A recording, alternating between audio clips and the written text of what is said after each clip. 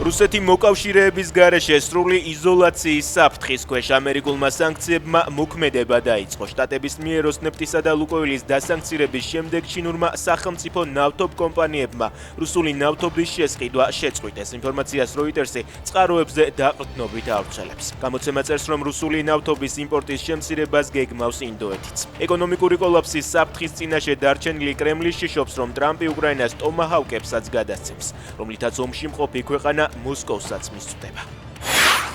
ექს-პრემიერს, რომელსაც ერთ დროს ხოტბას ასხამდნენ, ახლა მისი უკვე ყოფილი მხარდამჭერები და თანაგუნდელები ემიჯნებიან. ღარიბაშვილის ერთგულები ერთეულები აღმოჩნდნენ. დავით რაზმაძის გარდა ოცნების გორის ორგანიზაციის წევრებმა Facebook გვერდებიდან ორგზის პრემიერის საკებარი პოსტები წაშალეს. ოცნების მოქმედი ჩინოვნიკები კი, რომლებიც ახლო წარსულში ღარიბაშვილის კორუფციულ სქემებში მონაწილეობასთან დასმული კითხვების გამო ჟურნალისტებს აკრიტიკებდნენ, დღეს ამბობენ, რომ მართლმსაჯულება მიაკითხავს ყველას, ვისაც დანაშაულზე ხელი წაუწდება.